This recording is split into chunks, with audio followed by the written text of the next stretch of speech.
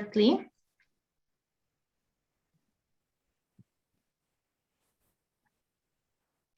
So welcome again. My name is Alexandra Atalla, and I am part of the Green Commodities program working on the Green Commodities community. So on behalf of the community, I'll be moderating today's workshop. A few things to note before we start. So this workshop will be recorded and we will share the recording afterwards. So whoever couldn't join us will have an opportunity to watch it. Also, Spanish interpretation is available. So if you would like to listen to the content of this workshop in Spanish, you can choose the Spanish option, which you can find on the interpretation button below. Today's workshop will be dedicated to the CALI methodology, CALI being the abbreviation of the Causality Assessment for Landscape Interventions.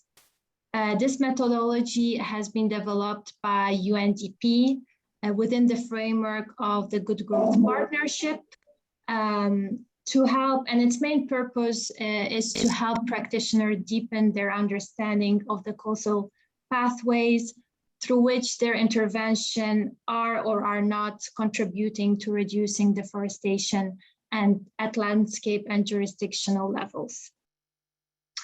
So I'll present briefly what's the plan for the next 90 minutes. Next slide, please.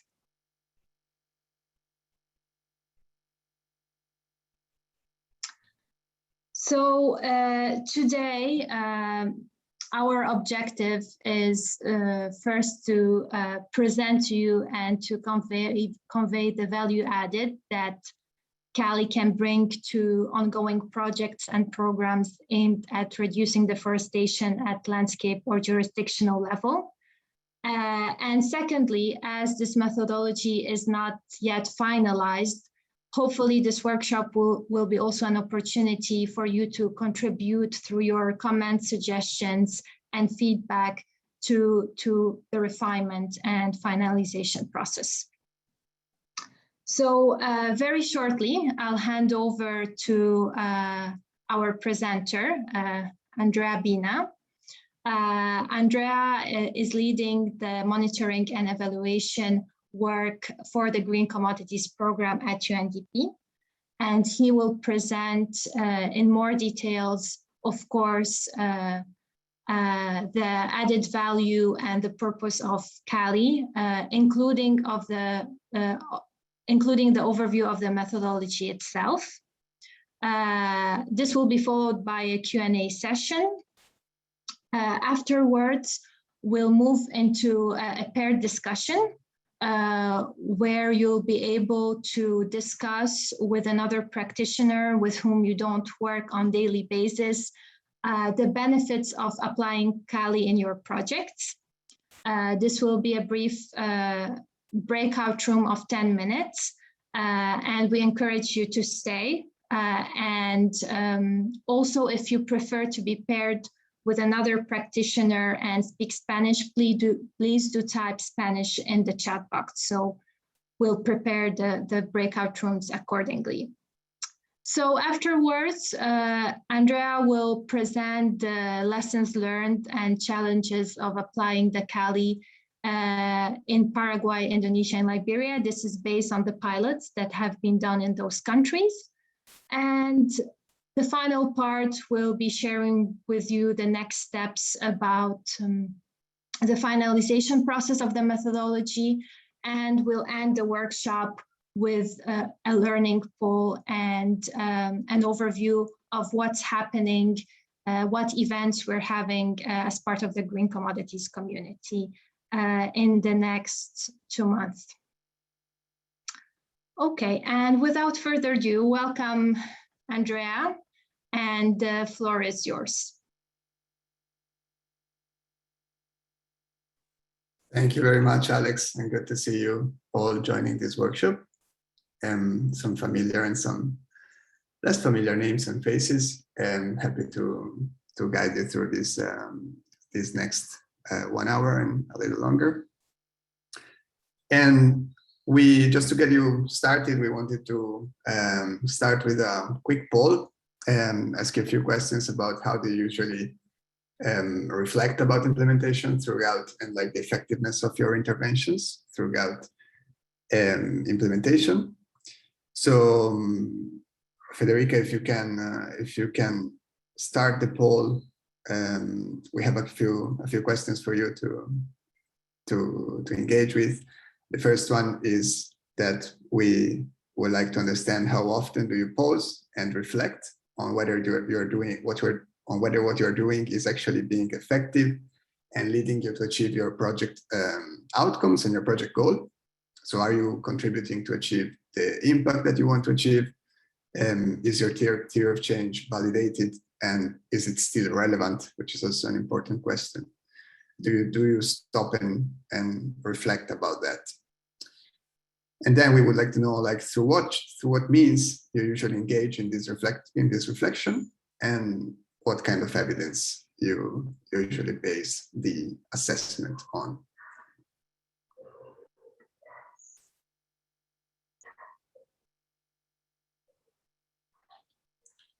We'll leave you a little time to go through the questions. You can answer in the poll, and please scroll down because it's 3 questions and they're all in the same poll.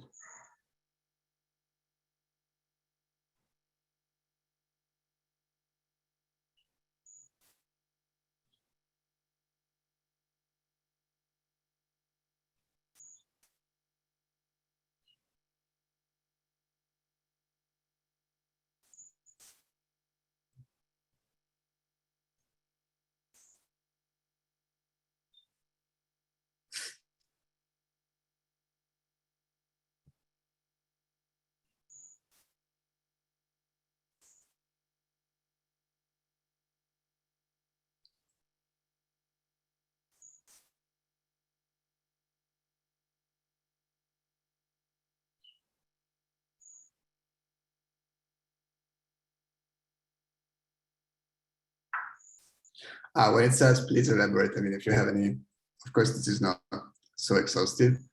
And so if you want to share anything in the chat, please feel free to do it.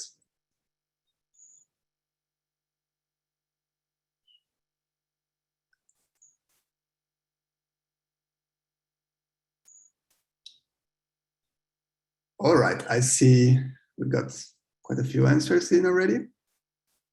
I see at least like within this crowd, and of course, like I could have assumed you are like good boys, good anchors in terms of reflecting and evaluating. If you join this call, I can see that most of you do reflect throughout implementation, either once a year or at midterm, few of you only at the end of the project, which in some cases could be too late to take any action in terms of adaptive management within the framework of the project.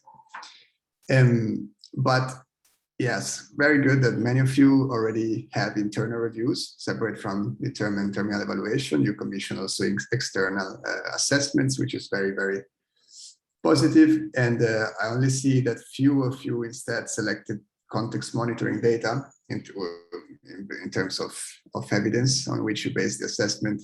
And this is often very important if you want to understand whether your intervention is still relevant in terms of the impact that it proposes.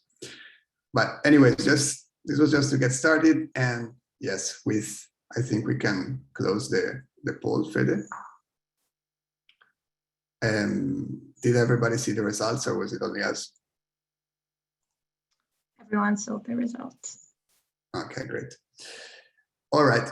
But well, with CALI, we want to propose an approach that helps to do this reflection in a more systematic way and throughout the full project implementation.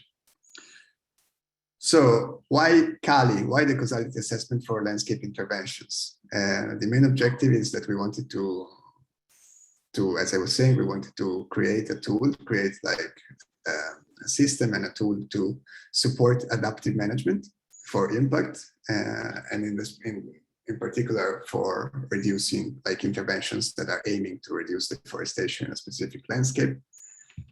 And taking this quote from an evaluation researcher, Thomas Aston, he says that, you know, we are not likely to adapt our strategy if we never stop and ask ourselves serious questions. So whether we should be asking ourselves whether our pathways that we propose are actually credible. And in order to do so, the whole point of any exercise we choose should be about asking ourselves difficult questions. And this is what we try to do with CALI. So among these questions, the ones that are shown in this slide. So one, of course, question that we're asking ourselves and we want to answer through CALI is, are our project interventions contributing to reduce deforestation and or its drivers in the target landscape? Is this happening in the way that we intended the project design, or are we doing it, are we being, even maybe we are still being successful, but through which pathway? Do we know how we are being successful in our implementation? And we also want to know, like, how is implementation interacting with the complex system dynamics and other landscape interventions from other actors, or maybe the same organization in the same context? Very important question, because often, like, our success depends on changes in behavior of our project stakeholders. So another very important question is, what is the perception of key project stakeholders about the intervention, about the impact that it's having, or at least intending to have? And finally, why are we asking ourselves this question? Is because we want to understand what should be strengthened, what should be changed in order to increase the chances of the project to have an impact. So in terms of added value, we expect CALI to help programs and project implementation teams to assess their contributions to reducing deforestation or its driver in a target landscape.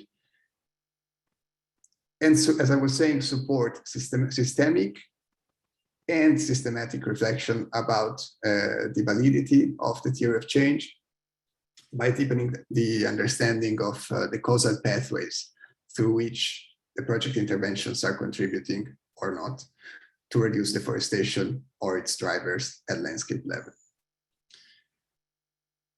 This is done aiming at provide insights that can inspire, can be used, should be used for taking action. So at the end, CALI allows to generate recommendations for adaptive management, and or could be also for future project design. And we will be discussing further about the timing of the assessment. But in case it's adaptive management or future project design, the objective is to increase project and program effectiveness. And as I was saying before, also, like, another could be, it's a specific objective of CALI is to engage project stakeholders in monitoring and evaluation through experiential learning, and at the same time leverage system insights from them, because usually project stakeholders are based in the landscape, they have a deep knowledge about landscape dynamics, so they can provide very important insights for us to understand the effectiveness of our program or project. So what is CALI? CALI is at its current stage a guidebook and a set of templates. You see now here, the current version is a draft version that we have been, like an advanced draft version that we have been already piloting in a few contexts. And I will be sharing the lessons we've been learning so far later on in this workshop.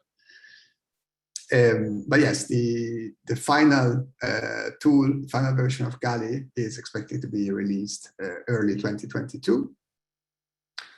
And with it, of course, this is still under debate of how this should happen and through which forms of collaboration, but with the guidebook and set of templates comes some support from our side. Could be me or someone else which is familiar with the tool, at least to get the project started in its application. We based the development of the guidebook on some key principles, which you can see here in the slide. First of all, we wanted the assessment to be focused on utilization. So we don't just want to collect data, but we want to make sure that whatever information we collect and analyze is used and useful for the project and the program. And we wanted it to be complexity aware. So making sure that the assessment takes into account the complexity of the situation, of the dynamics on the ground, be it the food system or any other system which is eventually resulting in deforestation in the landscape. And also we wanted it to promote and to include a strong participatory approach. As I was saying before, we really value participation of project stakeholders in these kinds of internal assessments. So I will now guide you through a more or less quick, but I want to give you an overview of the methodology. I didn't know how technical I could get into this workshop. So if I don't answer all of your questions today, and you have more specific question on some technicalities of the methodology, I will tell you already that feel free to reach out to me anytime. I will share my email later. But yes, so methodology of CALI consists of 4 main steps.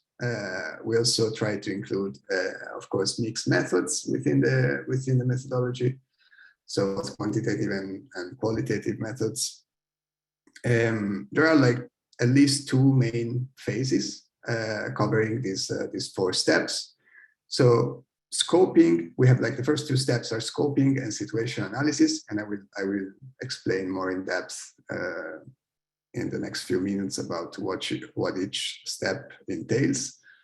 But yeah, the first 2 steps, scoping and situation analysis, we recommend they are done within the first months of project implementation, whereas contribution analysis and final reporting a recommendation, we recommend that this is done at least a few project outputs have been delivered. So this can be done 1 or 2 times throughout implementation, depending on the length of the project. Even more times, of course, or if the project is very long. But we were thinking in terms of usual 5 or 8 years project. For a 5 years project, we suggest this is done once after 2 or 3 years of implementation.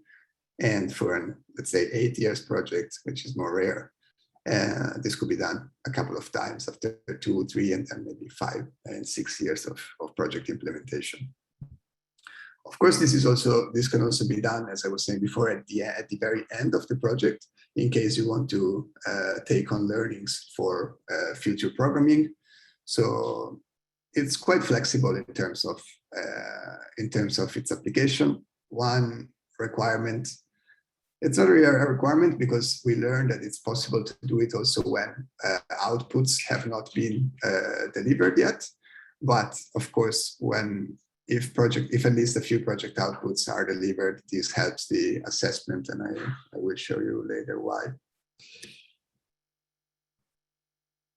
Okay, so first step is scoping. As I was saying, this should be, we expect this, we recommend this is done within the first months of the implementation of the project. It's a very simple step. It's just about contextualizing the analysis and making sure we have all the basic information that we need in order to conduct the following steps. So first of all is to clarify, if it's not clear yet, what are the landscape boundaries? What are the boundaries of the landscape in which we want to do our assessment? Here there is an example from our Good Growth Partnership program and the project in Liberia. Yeah, CALI is applicable for both landscape which are defined around an ecosystem, or also like jurisdiction. But the important thing is that we delimit the area of intervention to frame the assessment. Then, and this can be done internally, of course. That doesn't need any external support. It's just it can be done by the project officer or coordinator, or by the M&E focal point or the data analyst of the project. It would be good to have a map supporting this, but more on this later. Here is just about defining the boundaries of the landscape. In terms of the stakeholders, then, this is about refining usually the list of project stakeholders that was probably already elaborated at project design. So here we want you to make sure that all stakeholders, all important stakeholders, are acknowledged, and we propose also these simple interest influence metrics to rate which are the project stakeholders that are that either influence or are affected by deforestation the most in the landscape. So that helps us identify which are the most important stakeholders to engage with in the following steps.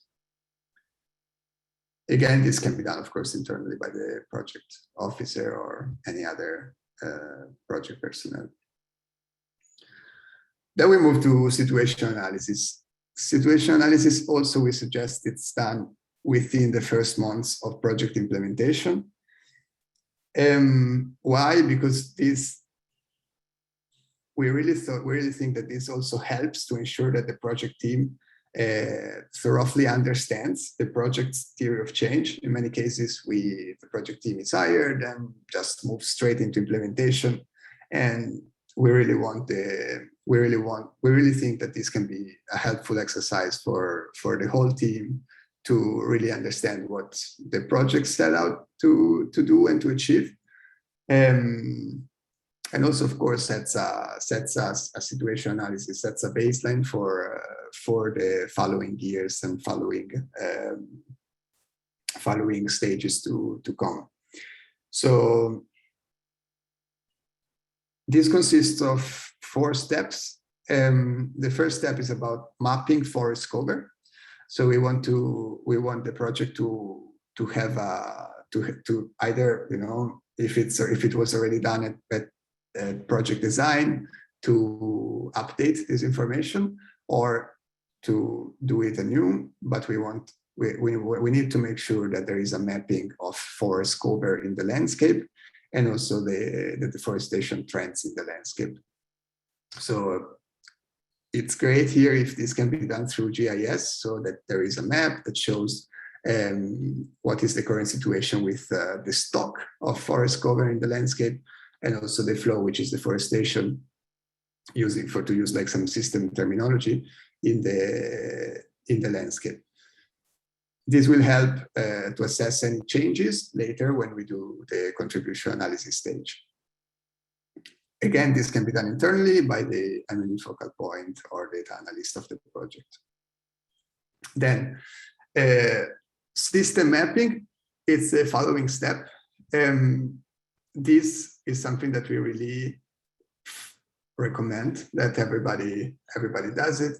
At this stage, we want to make sure that the project connects to the system in which it's operating, and we find it a very useful exercise to engage in.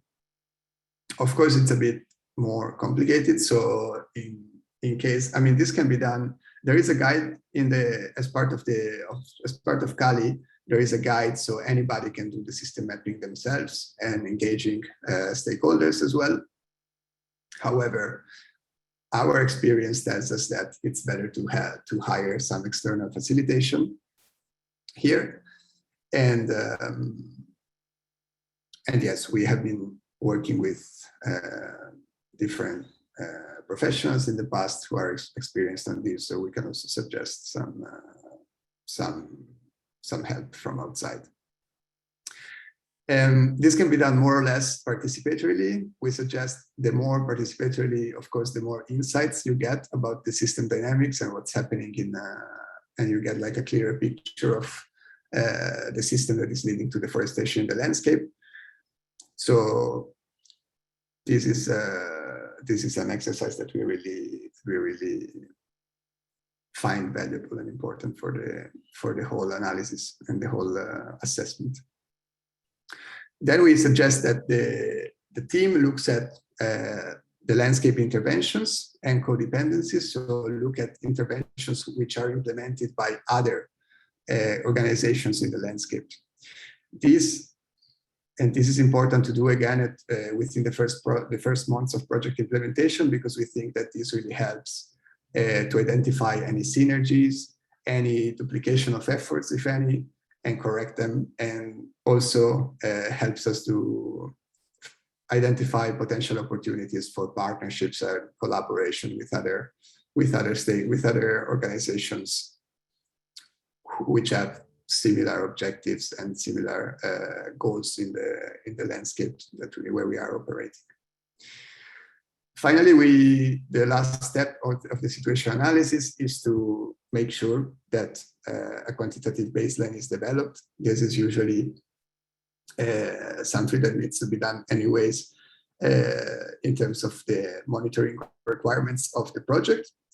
But after the system mapping, we think that there might be additional variables, either context or project-related variables, that your project might want to monitor closely to make sure that it's impacted, that we can measure our impact later on when we get into the contribution analysis. So moving to the contribution analysis, here we have a few other steps. As I was saying, this is recommended after at least a few project outputs are delivered. Why? Because of course, like we can say that we had an impact after we have done some work. Otherwise, it's impossible to say. I mean, if we didn't deliver any outputs or at least implemented some activities, it's impossible to say whether it's impossible to have any impact in first place. So here the first step is about identifying and assessing changes in outcomes and key drivers. So taking the baseline that was developed at situation analysis stage, and also the mapping, and most importantly, the mapping of the forest cover. Here we are asking ourselves, what has changed? What has changed in the previous X years of project implementation? How has the situation changed? How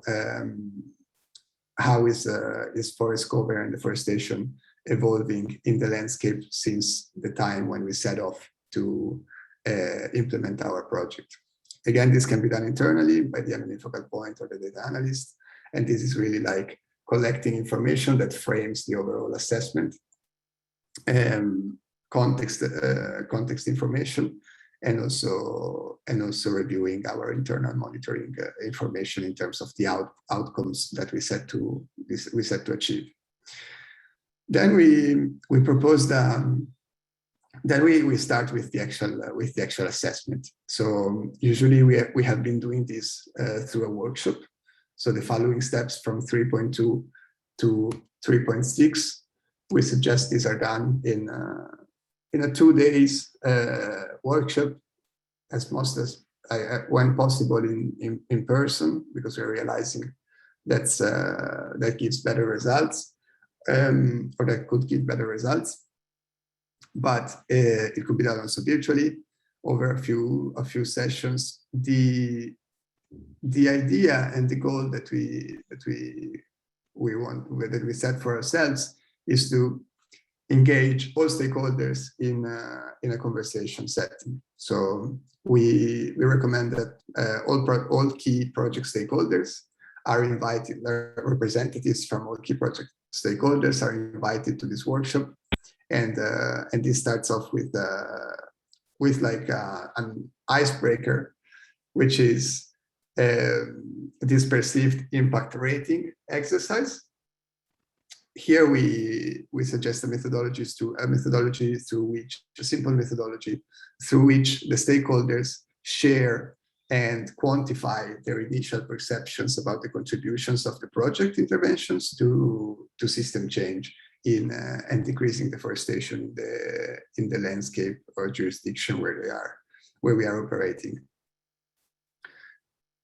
We observed, and we think that this is also although this is a very simple and of course with little scientific validity exercise, we find it really insightful in terms of understanding the perceptions of the stakeholders about the project, and also gives very interesting input for a discussion between the stakeholders themselves.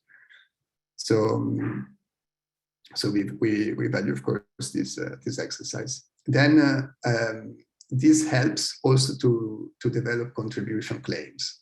Contribution claims are basically sentences that say how we think that the project is having an impact on deforestation ultimately in the landscape. So under 3.3, we propose that these contribution claims that are emerging from the previous exercise are validated by the project stakeholders, and here the external facilitator that we recommend to conduct this exercise plays a very important role, because here is about refining the contribution claims. At the same time, we are discussing and validating the theory of change of the project, and yes, it needs evidence usually for validation. But yes, here we want to understand the confidence of when we don't have evidence, we want to understand the confidence of participants in the fact that the project is having an impact. It also allows to identify any evidence gaps. So this step is rather important from an M&E perspective as well, because it allows the project to improve also its monitoring going forward in implementation. So here, after these two exercises, we should understand more or less if the project is to what extent we are confident that the project is having an impact, and or not. So under 3.4, we really want to dig deep into the conditions that are any enabling conditions that have allowed the project to be successful so far, but also any limiting conditions, any obstacles, anything that it's preempting the project to achieve its outcomes and its impact in the end.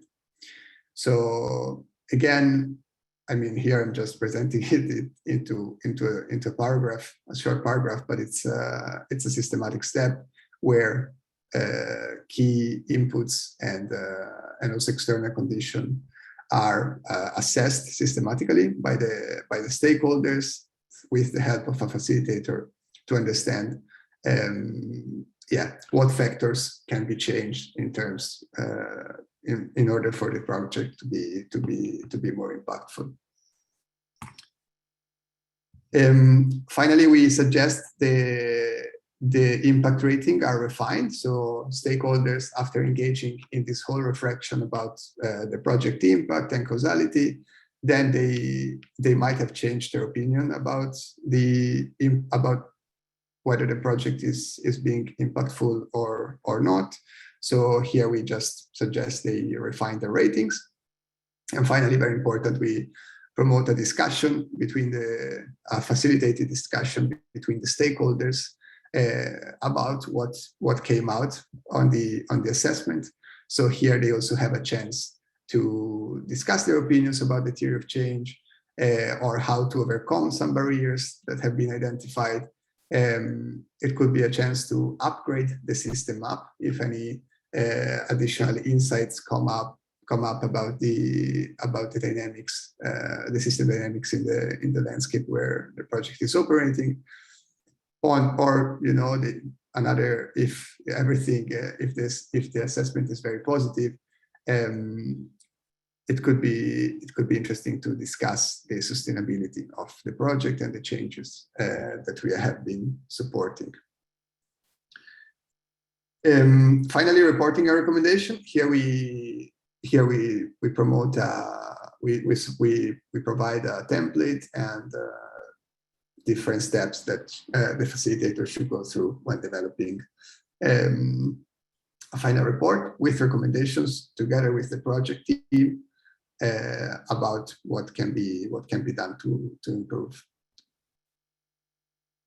And yes, I think we are more or less on time. So we wanted to ask you at this stage, to stop a second at this stage and ask you whether you have any questions so far. And you can type them in the chat, but also probably raise your hand and ask otherwise.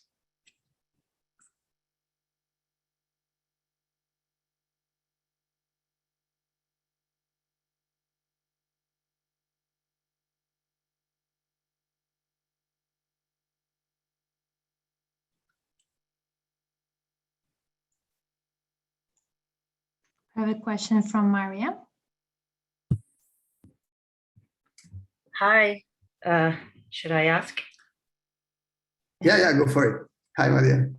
Hi, how are you? Thanks so much for the presentation. Really interesting. I have many questions, but maybe I'll just focus on one aspect, which is this link, trying to, through the assessment, find a causal link with our projects, because I think there's a lot of, like we've been trying to do this for a long time. At UNDP, there are a lot of methodologies that were proposed, including sustainable livelihood approaches. And I saw once one social assessment for protected areas, and we're trying to link our projects to successes or to maybe impacts to be able to measure them, So my question really is to what extent can we really do that? Because of the complexity, the socio-ecological processes that happen, and the way in which change really happens, which is in long term. So our projects are really short term. So how can we capture that, and really sign kind of a causal link in our contribution in that project cycle, and really link it to one action. This has been, I've been thinking about it a lot, and I think a few years back we had done, there was a policy brief on this, developed actually by the regional hub, which was really based on a sustainable livelihoods approach, which was looking exactly at that. So this is a question really, how do you see that, and is it really worth the research, right? Because can you actually claim this causal and kind of link and the contribution? So my question really is, what is the point? Are we trying to just measure our impacts? Do you see this feasible through a methodology, such a methodology as you've explained? And then just maybe linked to that, I would also say I would reinforce a bit of the need to capture the perception of the stakeholders, and not really think of this as our project. Rather, it's the stakeholders' project. So I don't think it's an added element, the element of participation and perception. It's kind of I see it as it should be intrinsically, the methodology should be participatory. Otherwise, I don't see the value of it, because of the nature of the socio-ecological processes. People do things and people react to things, and they behave in the way they do in a certain context. And there's no research that can back our theory if we are not working with them direct, as part of this research. So I think it should essentially be qualitative, the research. Well, back to you. Sorry, just a few questions. It was a great question, Maria. I think you also kind of hinted towards the answer that I was about to try to give to your good question. Yeah, I mean, you were saying that like these socio-ecological processes of change take a lot of time. So is it even worth it to try to assess our impact within throughout the project implementation? I think that's really the key reason why we want to do it. We want this methodology to be as participatory as possible. We want to engage the project stakeholders, because we try and like focus on perceptions. We really try to understand whether like what are their attitudes toward like this socioeconomic, this possibility for socioeconomic change. So we really want to understand what insights they can give us about like how the project interventions are interacting within the system in which they operate and in which they know so very well. And to be honest, I mean, like I will explain a bit more later about like what the assessment that we did in Paraguay, for example. But I think it's really, I totally agree with you. Like this, any kind of assessment like this should be as participatory as possible, and should be engaging the stakeholders and leveraging their opinion and their insights they have about the system. Can I just follow up on that, because I agree fully. Of course. It's just a question of we're trying to capture the impacts of our projects. And you're saying also that the use of this would be to redress the project at some point if we capture that it's not going in the right direction, right? And that is, you involve the stakeholders in this analysis through their perceptions to see if we're actually reaching our goal to be able to improve it.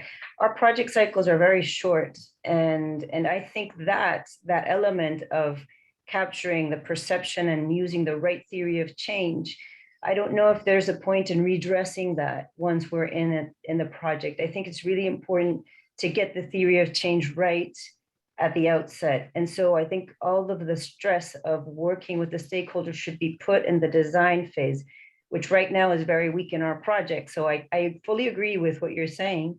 It's just that the sequencing of the use, the use of this tool, I would say, how much can you bet on redressing a project midterm? What's the usefulness I'm looking at? What is the point of looking at our contribution to be able to redress it or to be able to engage with the stakeholders? So I think we really have to put all our efforts in making a good theory of change at the beginning of the project, and not only basing it on scientific facts and our assumptions that we have from our own, context, but actually being with the stakeholders to develop it. And that's what I would really push for. Back to you. Yes, I agree. Although in some cases, like developing a super strong theory of change, especially when interacting with complex systems, as we have some experience with the Green Commodities program, we realize that it's very, very, very difficult to take into account all the assumptions that you need to be making and developing. I mean, it's almost impossible to take into account all the factors that are actually influencing the validity of the theory of change, and whether the theory of change is actually the right one and the perfect one. What I'm trying to say is very difficult to develop a perfect theory of change, especially when you're operating at like a higher level and trying to change a system rather than operating on like a single, like trying to cure a symptom of the system that the system is delivering. So I think that in that case, in that sense, it's very important to to engage in a continuous reflection throughout implementation, because there are some factors and some dynamics that you can only understand once you start interacting with the system. And for that, I think it's important that these are at least mapped and throughout implementation. And if not mapped, also, I mean, if there is a chance, and this is something I also wanted to discuss with you all later on in this presentation, but yeah, if there is a chance, they can of course feed into adaptive management. But I totally get your concern about the limited time of a project, and actually this is again like something I wanted to discuss later. But yes, sometimes I agree with you, like we don't have the time to engage into adaptive management. So to what extent, like I wanted to ask you all also what you think about this, but to what extent should project provide like a longer time frame so that the project has the time to learn about the system in which it is engaging, perhaps for the first time, or like perhaps for the first time with a different approach, and then, you know, have the space to really adapt the course of its actions. So, but yes, I would keep this for a later discussion. But thanks a lot, Maria, for your question. And in the interest of time, I'll move to other questions. I think Andrew is asking, what is the added value if a project is doing a midterm evaluation? And so, first of all, I don't think this is necessarily an alternative to the midterm evaluation. This methodology, especially the contribution analysis part, can be used for the midterm evaluation and to inform the midterm evaluation. This is actually the case. It happened to us, like recently we are engaging in the terminal evaluation, and the evaluators have found the insights that we got from CALI very, very interesting, and they were quoting them like so many times in the presentation of their findings. And but yes, I mean, beyond that, this allows that like engaging throughout the project and from the start into this assessment allows that like makes sure that the project is collecting the adequate data, has engaged into a system mapping at the start. So this helps the project to get to the midterm evaluation with a right preparation. And then again, like in terms of the midterm evaluation, this methodology for the contribution analysis can be used can be used by the evaluators as well, if not by an external facilitator, which is hired only for this purpose.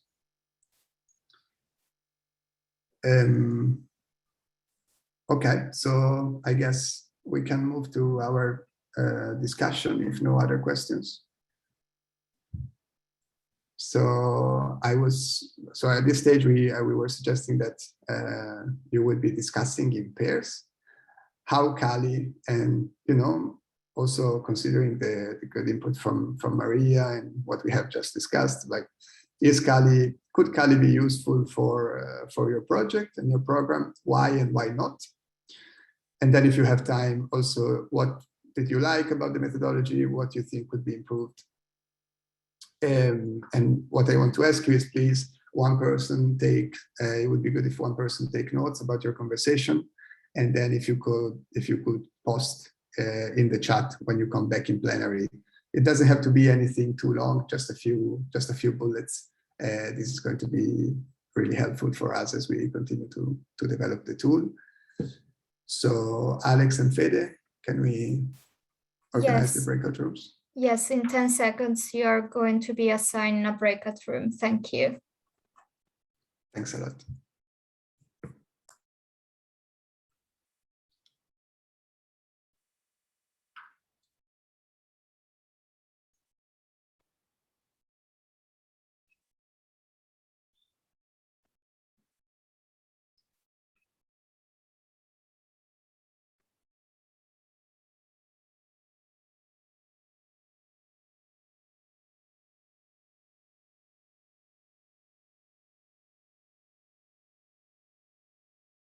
to come back.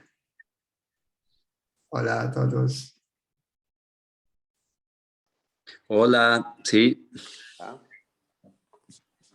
Are we all back now? Yes. All right. Hope you had some good conversations in your breakouts. As I was asking before, if you can share any notes you took in the chat, or I mean, either you can also share with us privately, I think, but that would be very useful and interesting to hear and to read. In the interest of time, meanwhile, I will move forward with the presentation. So, moving to the lessons learned part. We have been piloting this methodology over the past few months, and within the project, the Good Growth Partnership program, which is funded by the GEF, and specifically under the Child Project on reducing deforestation from commodity production. So we piloted the methodology in these 5 landscapes in 3 countries. So the Chaco in Paraguay, Pelalawan, Sintang, and West Kalimantan districts in Indonesia, and the northwestern Liberia landscape, which is where we are operating in Liberia. And the pilots are almost finalized in most cases, except for Liberia, where we are still working on it, and actually we'll have the workshop on contribution analysis in the next 10 days. Just the premise that as we applied CALI, this is kind of like define the purpose that I was saying during the presentation, so that, I mean, this is a tool for adaptive management mostly. Whereas here we used it at the end of project implementation. So we used it to generate findings and recommendations to feed into future programming. That could be a next phase of the Good Growth Partnership or other projects aimed at reducing deforestation in these landscapes where we have been operating for the last 4 years. And these are internal reports, of course. They won't be public, but we're going to make some case studies that can be consulted by everybody. All right, so Chaco experience. So here, I think I was looking if our colleagues from Paraguay are still around. But in any case, we applied CALI here in a very sensitive context where we operate. The debate around deforestation is very sensitive, so this did not allow us to have all the stakeholders in one room. So we prioritized in this case to have separate conversation between still engage all the stakeholders in the assessment, but through separate conversations. Still people joining. Due to the natures of the intervention and the achievements that were achieved by the time we did the assessment, we privileged an approach focused on conversational interviews, in-depth conversational interviews with our project stakeholders. And going back to what Maria was raising earlier, this really allowed us to understand, to engage with the thinking of the stakeholders. We engaged in the assessment, and really focus on changes in attitudes, changes in perspectives that were to some extent, that could have been to some extent due to our intervention, which focused here very much on capacity building, on sustainability with large meat producers. So again, like this was virtual. We had calls, so this was due to the COVID situation as well. We could not engage in in a in-person workshop. But discussing with the team, I think this really gave a proof of like the flexibility of the methodology, how it can be adapted to a situation in which, as it was here in Paraguay, the project was still delivering outputs, we're still implementing activities and working on delivering its outputs, and at the same time already engage with this deeper reflection at system level and norms, attitudes, beliefs of the stakeholders, which are key components of the system with which we are trying to engage, and which are essential for generating systemic change. So this is kind of like a particular case, but the analysis that came out of it and it gave us as a very as a minimum like a very good, very in-depth overview of the implementation of the project. We also tried to adopt an historical approach here. So looking at the different phases of project implementation and how within each phase, some things were done well, some things were done less well, and how these overall had an impact on the attitudes and on the beliefs of the stakeholders that we were interacting with. And this came with recommendations for future programming. We are still, of course, our colleagues from the program team are still to review this findings. So hard to say whether it was useful or less. But a first positive thing is that, as I was mentioning before, we are currently undergoing the terminal evaluation of the Good Growth Partnership.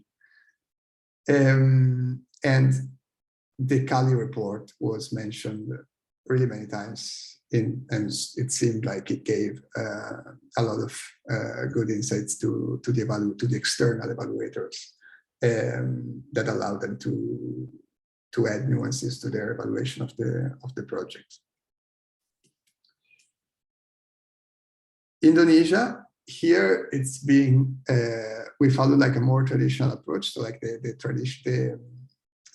approach that I was sharing with you before in more or less its completeness. We didn't have, as we were still working on the tool, we didn't have a chance to engage the system map, because we didn't develop a system map here in Indonesia. But otherwise, we followed all the other steps. It has been a bit difficult to find a facilitator in this context.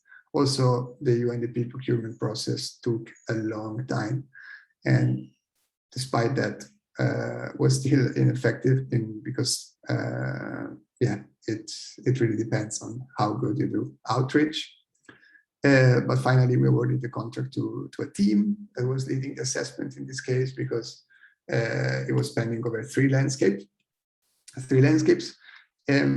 Again, virtual format due to COVID, and learning here is that yes, through the virtual format, although the assessment is doable, we have been using engaging tools such as Miro, Mural, like these web-based softwares to help with digital workshops. But in any case, it was difficult to get like an active engagement from all the participants. Many left their cameras off. Sometimes the interaction was very limited, despite the professional and energized facilitation. And yes, it was also a bit hard to engage to arrange like for a date that was suitable for everybody. I guess also because yes, people are experiencing still some Zoom fatigue, as Indonesia was still in like quite some heavy measures due to COVID at the time we did the assessment.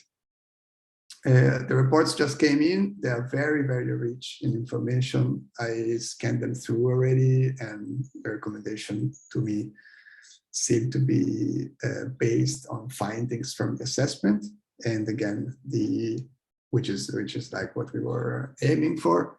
And then the project team and the program team, we will be starting the review shortly. Whereas now we are working on the assessment in Liberia. The process was delayed due to again like failed procurement process. However, even there we corrected action, and we are actually having a good facilitator on board. He's been preparing thoroughly for the workshop that we're having for the first time, and the only case here in person in 2 weeks. And so I'm very curious to see whether the in-person facilitation really allows us to have even more interaction compared to what we saw in terms of in the virtual cases. Just checking on time, but yes. So some lessons we learned. All right, starting from the premise that the usefulness of findings, conclusions, or recommendations to be judged by the program team, which is then taking them this forward in programming or adaptive management. In this case, it would be on future programming rather than adaptive management, of course. But well, in some cases, it is sensitive. We realized, of course, we knew it. It is sensitive to group of stakeholder representatives. Covering the whole spectrum of stakeholders in one room can be sensitive, can be risky also for the implementation of the project. So this is especially also if there is no existent dialogue among these different parties. In many of our cases, this is not the case because we have been leading and promoting dialogue across stakeholders, between stakeholders. So this helps to create trust and so that the stakeholders are free to share more and allow also for our methodology to have an assessment where all stakeholders are grouped together. And we felt like we realized that in Indonesia, for example, where we managed to have all the stakeholders, the discussions were rather insightful and rich, rather than when we, for example, in Paraguay, where we just interviewed singular the stakeholders in their individuality.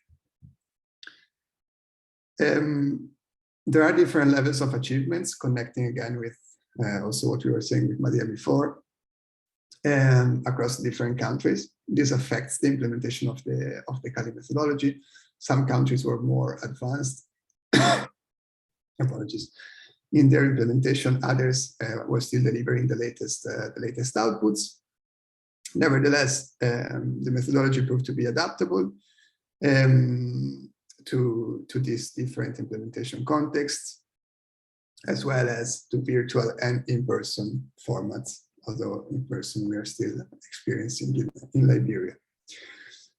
A learning is certainly that procurement can delay the contracting of external parties. These are about like system mapping and the contribution analysis specifically. So yeah, we have been thinking whether to, and also like, of course, we need to have rather strong facilitators with like technical and evaluator profile.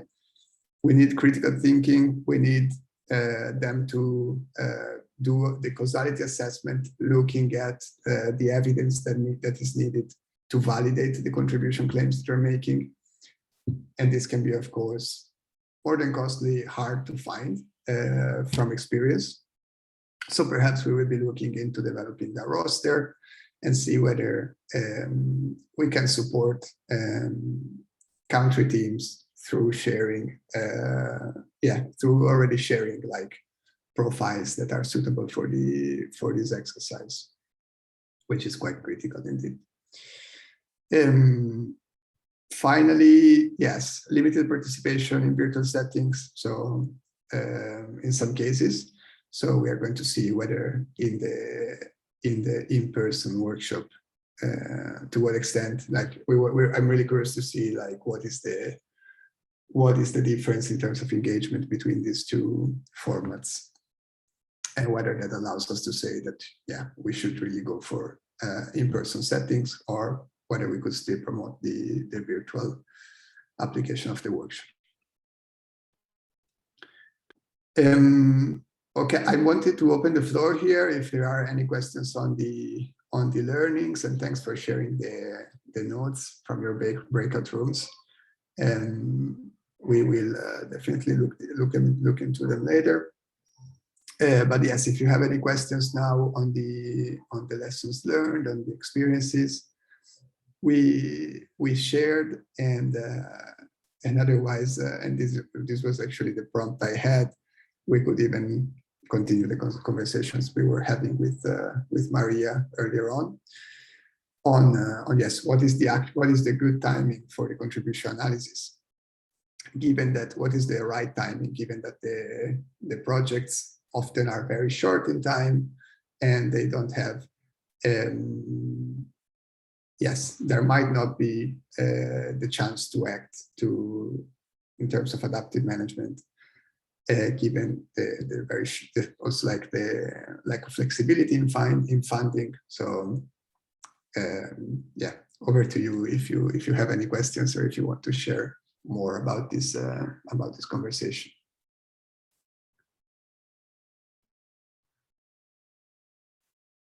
Again, I guess you can post in the chat or raise your hand if you have any further comments.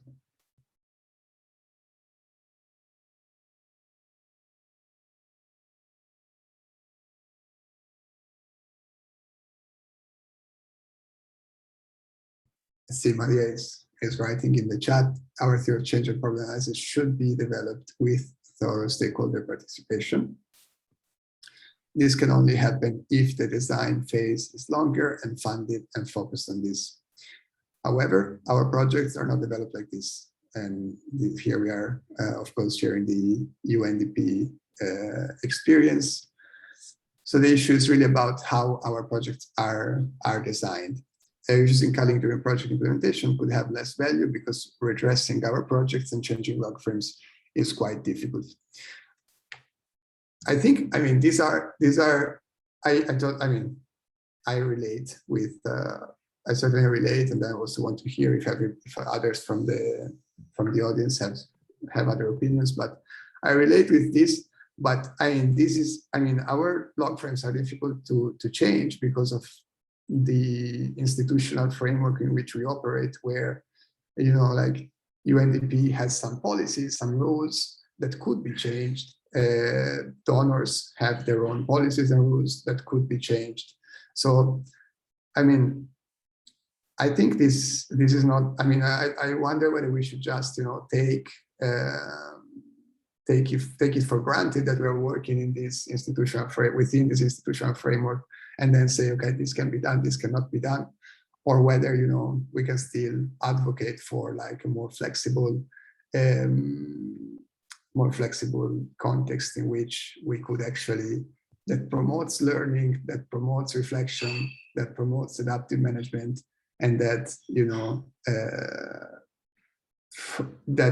when donors decide to fund a project which sets off with also a learning objective, then why not allowing the project to adapt through the course of its implementation, and in order to do so in an effective way, that needs to leverage systematic reflection about whether the project is being effective or not, whether the theory of change has been effective or not. But I see, Maria, you raised your hand, so over to you if you have. No, I agree with your reflection. The point is that we work in a project cycle and donor requirements. So I think we have to think about that. Of course, that doesn't speak to the value of this methodology, which, as you say, it still is valuable.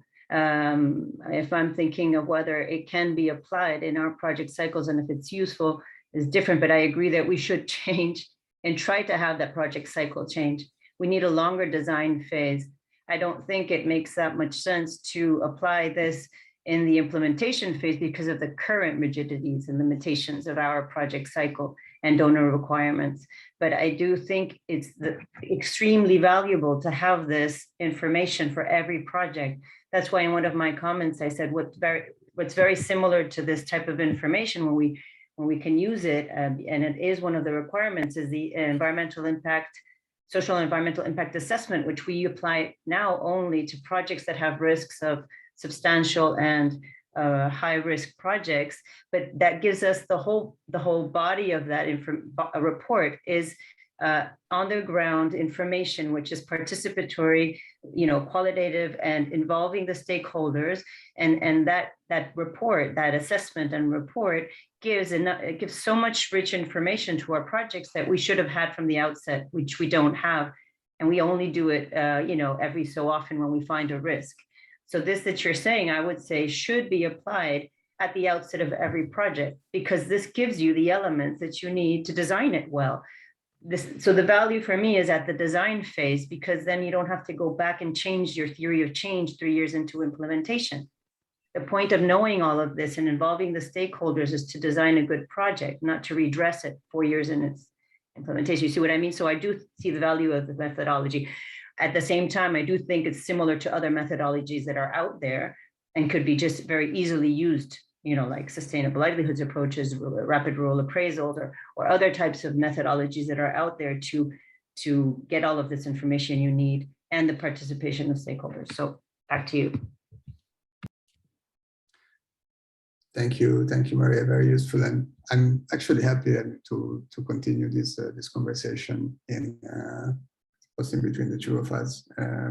So happy to see how the methodology also can be aligned with these other tools. What are the difference between these other tools that you are mentioning, these other methodologies? So great if we could continue this conversation. I see Sandra is sharing that in my experience, communication with the stakeholder is key. Sometimes a conversation helps to make the stakeholders feel at least informed and that their knowledge is considered in the design, which is also very aligned with what Maria was saying and what we try to promote this. I mean, the goal is, of course, to engage the stakeholders in project design, but also we think we really value the continuous feedback. We really want to engage the stakeholders in the monitoring and evaluation of the project and gather continuous feedback about our interventions. I think at this stage we are, very delayed on the time frame. So just quickly, next steps, we are going to complete the pilots, develop some case studies on our experiences, and work on refining the methodology based on different inputs that we're gathering, looking to launch the final guidebook in early 2022. And if you have any questions or want to learn more about technicalities of the methodology, feel free to be in touch at this email that I will also paste in the chat. And back to you, Alex, for the closing. Thank you, Andrea. So very quickly, we just wanted to check as we are consolidating the lessons learned from all our workshops. So we wanted to see and get a pulse check on the learning side. So the first question is with the Zoom poll, and the second one is an open question.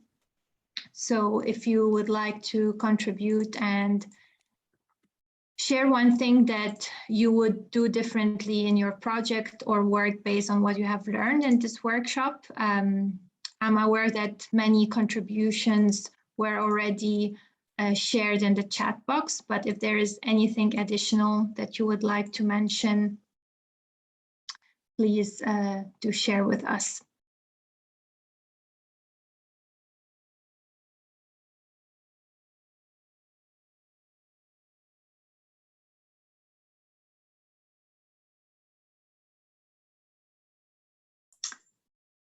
Okay, thank you. I think, Federica, we can close the poll for the interest of time. Yes, I close it. Thank you very much. And next slide, please. So, Andrea, if you could take us to the next slide. Certainly, yeah. The next one, please. So just to wrap up, we encourage you to check our digital platform. You have the website up on the slide, and Federica will share the link as well in the chat box. We have 2 upcoming events. So next week, we will have a virtual workshop on the Cerrado beef protocol. And also we will have an open session as we launched recently a methodology on effective collaborative action. So we will have an open global session on this methodology. And last but not least, I would like to thank you all for joining us and for your contributions. And thank you, Andrea, for the presentation. We will send out the materials, this slide deck, and the recording after the workshop. And please feel free, if you have any additional comments, to reach directly to Andrea. Wishing everyone a good rest of the day, afternoon, and evening. Bye. Thank you, Alex, and thank you.